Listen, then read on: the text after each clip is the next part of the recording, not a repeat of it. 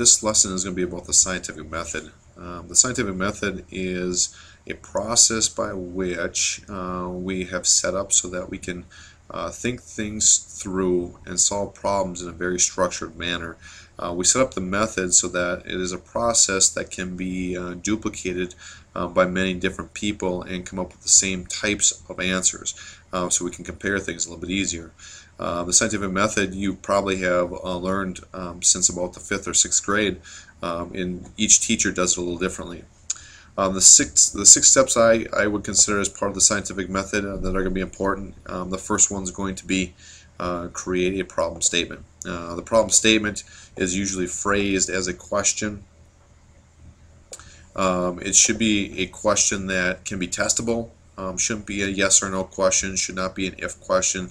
It shouldn't be a question that has an obvious answer. Even though it says it's a problem statement, it usually is phrased as a question.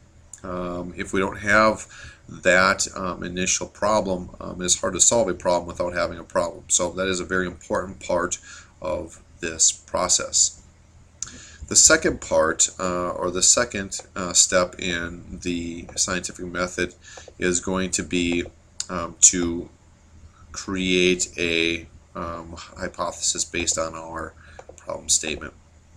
A hypothesis is going to be what we think is going to happen. Notice I didn't use an educated guess because it's not really a guess. We are using some observation, some background knowledge, some research that we may have conducted in order to figure out some of the things that are already going on, some things that we already should know.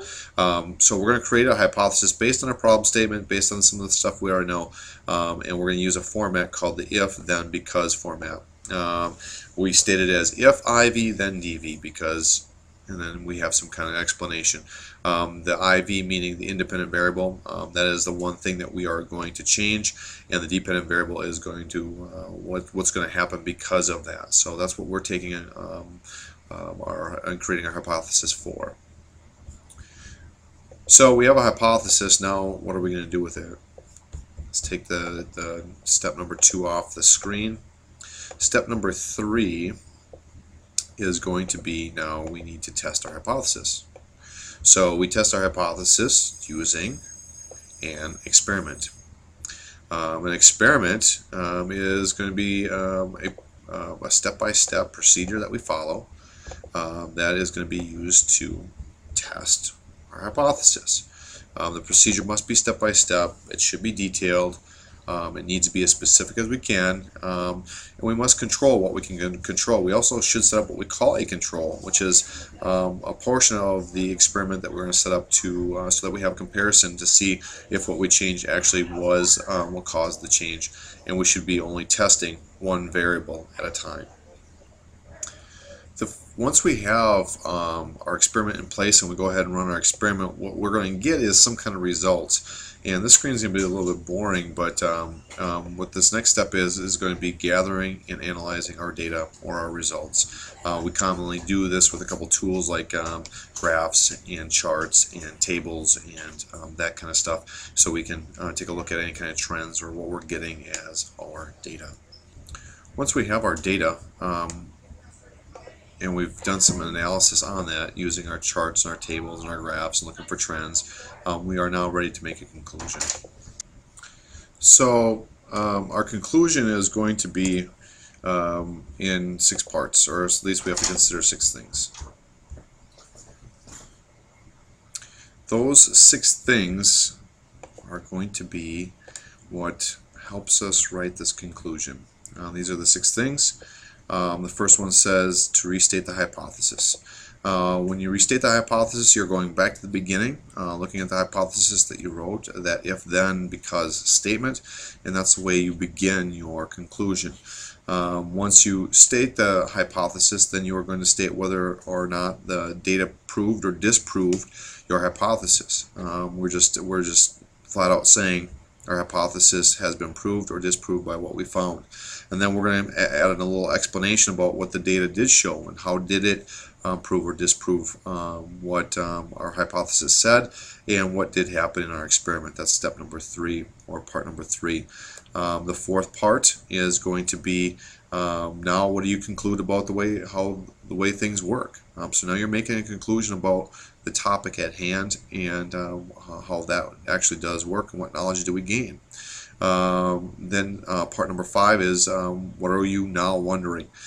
Some questions that may have come up, maybe some ways that we can branch out and expand this hypothesis, maybe expand our experiment a little bit. And then finally the last part is going to be looking at our procedure, looking at our experiment, looking at our data, looking at the trends, and seeing if there are any sources of error, any biases that we may have included that we maybe didn't initially think of. Maybe we thought of some different things that we should have done differently.